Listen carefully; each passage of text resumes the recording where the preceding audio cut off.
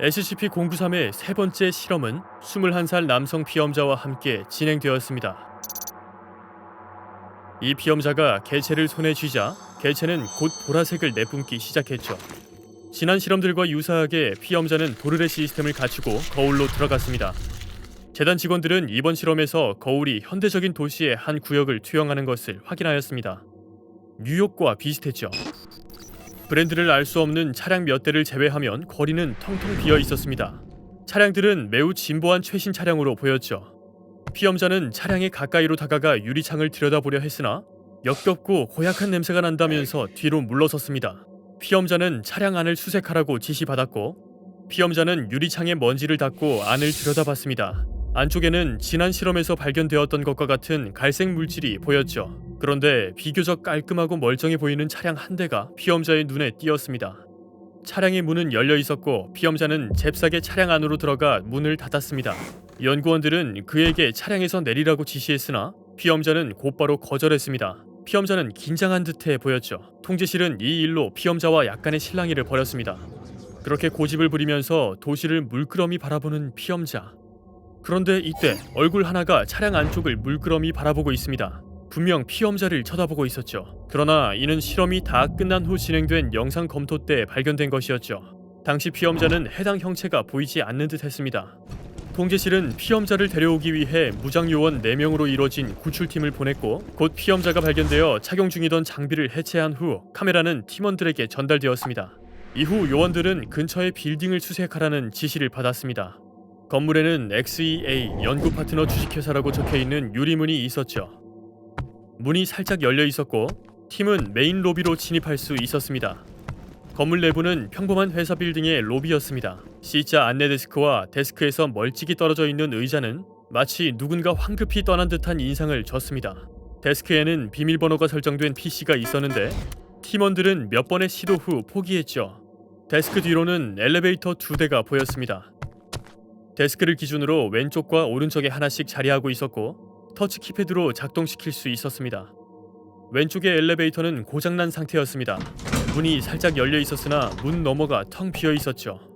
반면 오른쪽의 엘리베이터는 전력이 들어와 작동하고 있었습니다. 팀은 건물에서 가장 높은 층인 114층으로 이동했죠. 그들이 114층에 도착했을 때 널찍한 방과 소파 그리고 큰 유리창이 보였습니다. 아래 펼쳐진 광경은 회색으로 뒤덮인 조용한 도시였습니다. 몇몇 건물에는 누군가 흩뿌려댄 듯한 갈색 물질이 관찰되었죠. 다른 빌딩에서는 조각난 유리창 사이로 바닥이 드러나 보였습니다. 마찬가지로 갈색 물질이 모서리를 통해 새어나오고 있었죠. 그런데 카메라를 가지고 있는 팀원이 동료에게 얼른 이쪽으로 와보라고 불렀습니다. 유리창 너머에는 지난 실험에서 발견되었던 것과 같은 인간 형체가 보였죠. 그리고 도시를 감싸는 고속도로에 또 다른 거대한 반신 인간 형체가 보였습니다. 지난 실험에서 목격되었던 것과 동일하게 유연한 팔로 몸통을 움직이고 있었습니다. 형체는 고속도로를 따라 곧 사라졌습니다. 엘리베이터로 돌아온 요원들과 피험자는 이미 74층이 눌려져 있는 것을 발견했습니다. 아무도 누른 적이 없었는데 저절로 눌려져 있었죠. 요원들은 우선 이동해 보기로 했습니다. 74층에 도착하자 대기 장소와 의사의 진료실로 보이는 장소가 눈에 들어왔죠. 안내 데스크에는 각 날짜와 이름에 서명이 되어 있는 진료 명부가 있었는데 적혀있는 날짜를 살펴보니 모두 1953년대였습니다. 책상 위에는 축복받은 정화 담당관 보리스즈키 박사라고 적힌 책 한 권이 있었죠. 진료실로 들어가는 문 앞에도 같은 이름과 십자가가 있었습니다. 문을 열자 긴 복도가 나타났고 복도 끝방에는 키패드로 잠겨있는 문이 보였습니다. 비밀번호로 잠긴 끝방을 열기 위해 C4 폭탄이 설치되었고 곧 폭파시켜 문을 강제로 열었습니다. 방 안에는 6개의 캡슐이 있었고 그중 부서진 캡슐 2개로부터 갈색 물질이 흘러나와 바닥을 덮고 있었죠. 빈 캡슐 하나를 제외하고 나머지 3개 캡슐에는 벌거벗은 인간 3명이 산소 마스크와 함께 둥둥 떠다니고 있었습니다. 캡슐 앞쪽에는 환자의 상태와 심박 등 바이탈 사인을 브리핑하는 차트가 있었죠. 통제실은 환자의 차트 하나를 확대해 보라고 지시했습니다.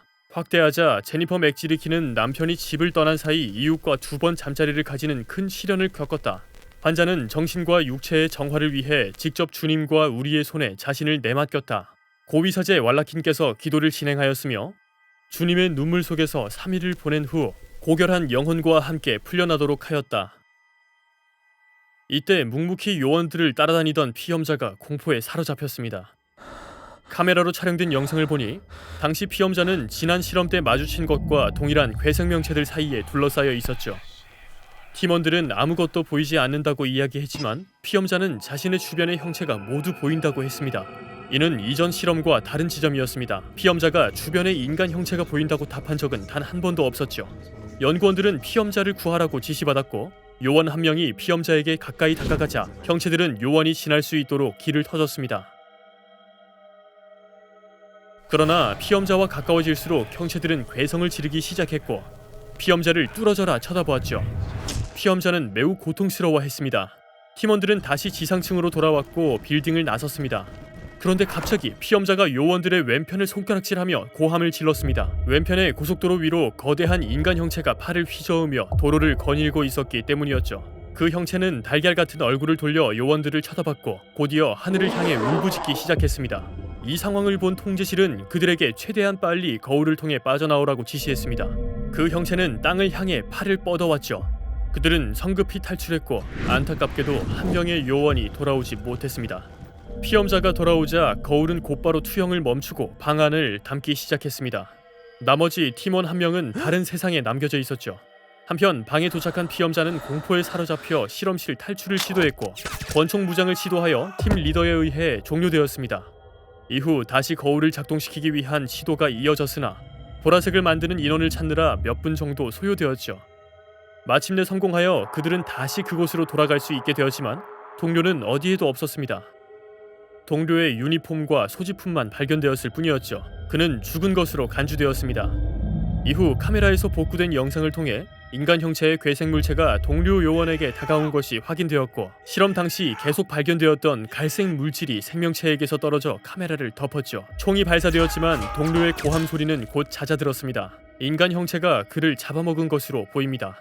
뒤편에 남은 카메라는 유유히 사라지는 생명체의 뒷모습을 차량이 녹화하고 있었습니다. 이 실험에서 나온 정보들은 현재까지도 분석 중이죠. 이후 D클래스 인원들이 SCP-093의 연구에 활용되는 것은 금지되었습니다. 이제는 문서의 복구가 연구의 관건이 되었죠. 네 번째 실험을 위해 익명의 박사가 지원하였습니다. 그는 SCP-093이 노란색을 발산할 수 있게 만드는 유일한 인원이었죠. 그가 거울 안으로 들어가자 사무실과 칸막이들이 보였습니다. 그는 빌딩 내부에 인간형 생명체가 발견되지 않았기에 안전할 것이라고 말했고 보호장구와 도르래 시스템을 거부했습니다. 사무실에 도착한 박사는 약 30개의 책상과 칸막이들을 발견했습니다. 그곳은 전형적인 회사의 사무실이었습니다. 커피는 엎질러져 있었고 도넛 몇 개도 있었죠. 다만 딱딱하게 굳어 있었지만요. 컴퓨터는 멀쩡히 작동 중이었습니다. 도대체 어디서 전기를 끌어오는 거지? 박사는 의아해했습니다. 그는 화면을 자세히 살펴봤으나 특별한 것을 찾진 못했습니다. 이후 엘리베이터에 탑승한 박사는 마이너스 115층부터 120층까지 선택 가능한 키패드를 발견했죠.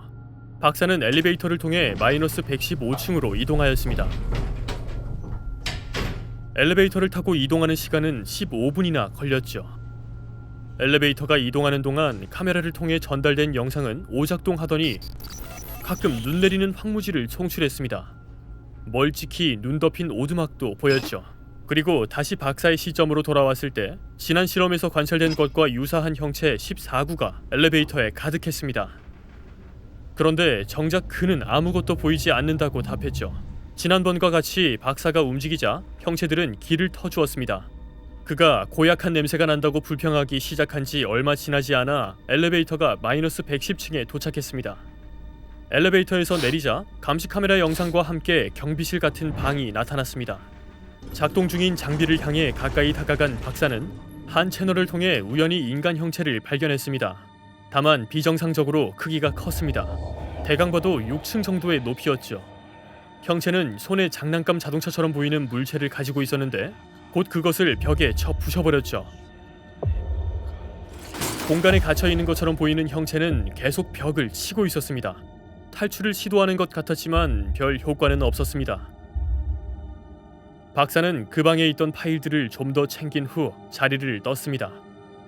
그리고는 아무 장애물 없이 곧장 자신이 출발했던 층으로 돌아간 뒤 거울을 통해 복귀했죠. 마지막 실험은 재단의 기술자가 시행한 빨간색 실험이었습니다. SCP-093이 빨간색을 강렬히 발산할 수 있도록 만드는 유일한 사람이었죠. 그가 거울 속으로 들어가자 빈 방이 나타났습니다. 재미있는 점은 이전의 실험과 달리 영상이 하나의 색조로 물들지 않았다는 것입니다. 피험자의 영상에서는 스스로 회전하고 있는 큰 원통형 기둥이 보였습니다.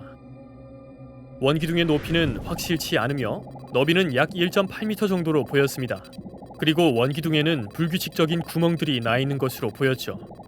때때로 하얀 불빛이 구멍을 통해 밝혀졌습니다. 고개를 돌리니 SCP-093과 유사한 물체들이 벽에 정렬되어 있는 게 발견되었습니다. 피험자가 이 방에 들어왔을 때 이 중 하나가 사라졌었죠. 이후 피험자는 사다리를 타고 아래로 내려갔습니다. 내려간 곳에는 컴퓨터가 있는 크고 깔끔한 방이 나타났죠.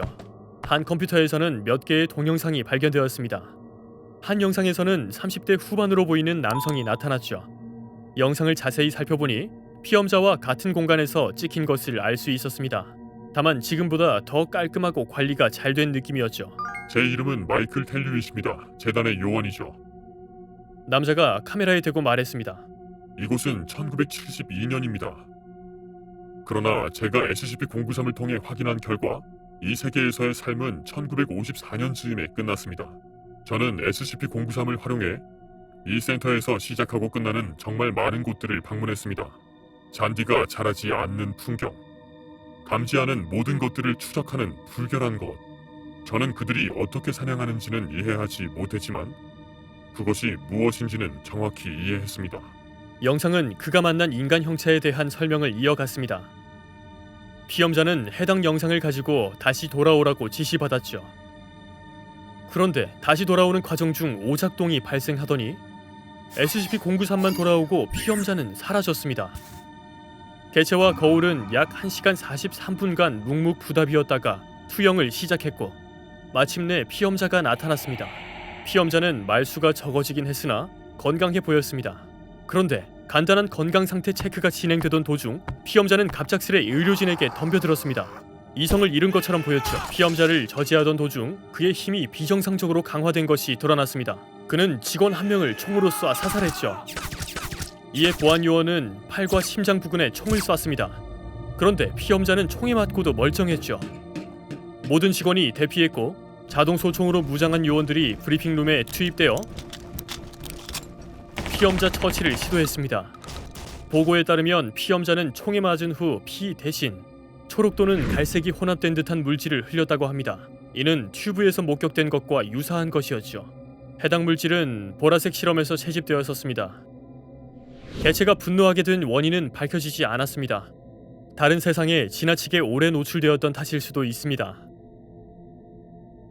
현재 복구된 물질에 대한 재단의 연구가 마무리될 때까지 SCP-093에 대한 실험은 잠정 중단되어 있습니다. 몇 연구자들은 이 디스크가 우리를 다른 차원으로 보내주는 역할을 한다는 가설을 세웠습니다. 또는 1953년에 인간이 멸종한 평행 세계로 보내주는 것일 수도 있죠. 인간이 멸종한 후 반신 인간 형체가 지구를 호령하고 있다는 가설이었습니다. 이번 SCP 케이스는 어떠셨나요? SCP-093이 무엇인지에 대한 여러분만의 가설이 있나요? 댓글로 알려주세요. 그리고 앞으로 올라올 소름 돋는 SCP 케이스를 놓치지 않으시려면 구독 버튼도 잊지 말아주세요.